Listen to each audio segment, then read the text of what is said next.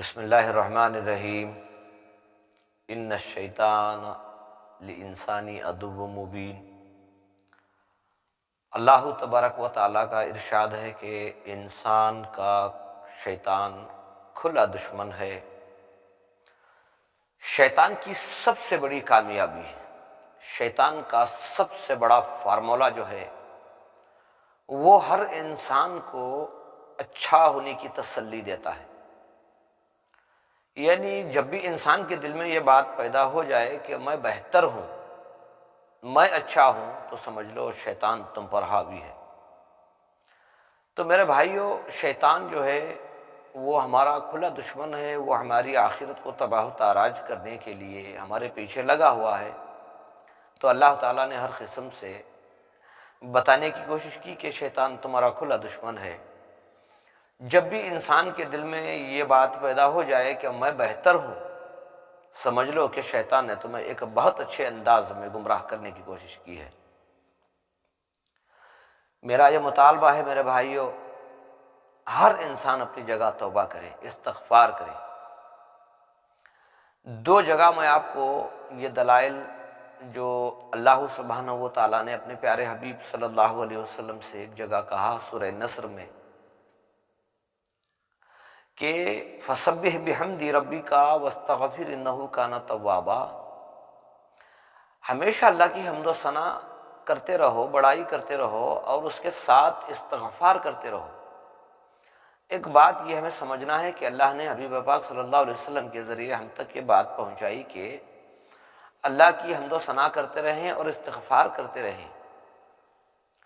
استغفار وہی کرتے ہیں جو اپنی ذات کو کمتر سمجھیں، خطا کار سمجھیں، بھولنے والا سمجھیں، اپنے آپ کو یہ سمجھیں کہ میں کسی بھی صورت میں اللہ کے احکاموں کو پورا کرنے میں کمزور رہا، تو میں اس بات پہ توبہ کرتا ہوں کہ یا اللہ مجھ سے جو کمی، جو بھول، جو کوتاہی ہوئی ہے اس پر میں توبہ کرتا ہوں۔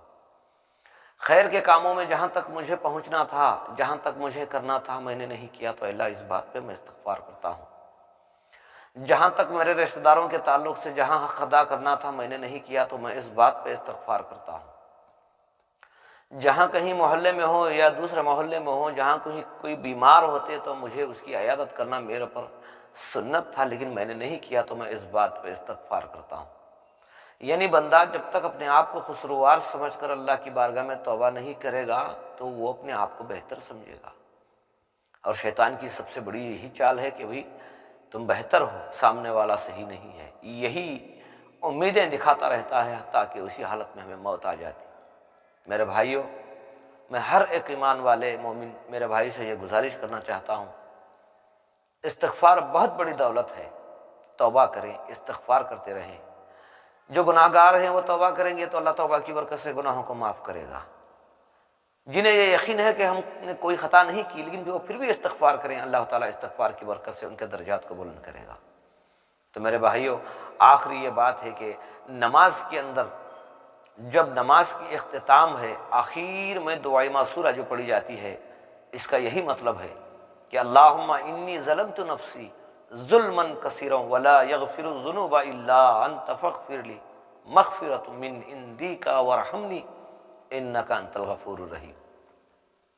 یعنی انسان جب تک اپنی خواہشات کے مطابق، اپنی سوچ کے مطابق زندگی گزارتا رہا یا گزارتا ہے تو کہیں نہ کہیں کوئی نہ کوئی بھول چوک، خطا، غلطی ہوتی ہی ہے۔ تو اس پر اللہم انی ظلمت نفسی ظلما کثیرا، اے اللہ میں نے اپنے نفس پہ بڑا ظلم کیا اور کرتا ہی رہا، ولا یغفر الذنوب الا انت، اے اللہ میں یہ بھی جانتا ہوں کہ تیرے سوا کوئی نہیں جو میرے گناہوں کو معاف کر سکے، میری کمی کوتاہیوں کو معاف کر سکے۔ فاغفر لی مغفرتم، مغفرت چاہتا ہوں یا اللہ مجھے معاف کر دے، مجھے معاف کر دے، من عندیکا ورحمنی، مجھ پر رحم فرما، انک انت الغفور الرحیم، یقیناً بے شک تو بڑا معاف کرنے والا، بڑا درگزر کرنے والا ہے۔ تو ہر مسلمان بھائی سے میں یہ چاہتا ہوں کہ استغفار کریں، اپنے آپ کو کمزور سمجھیں، اپنے آپ کو اللہ کے سامنے معذور سمجھیں، مجبور سمجھیں، استغفار کریں اللہ تعالیٰ استغفار کی برکت سے ہمارے حق میں خیر کے فیصلے کرے گا، ہماری دنیا بھی ہماری آخرت بھی بہتر ہو جائے گی۔ اللہ سے دعا کرو اللہ ہمیں دین کی صحیح سمجھ عطا فرمائے، اللہ تیری بڑائی کرتے ہوئے توبہ اور استغفار کرتے ہوئے زندگی گزارنے کی توفیق عطا فرمائے۔ السلام علیکم۔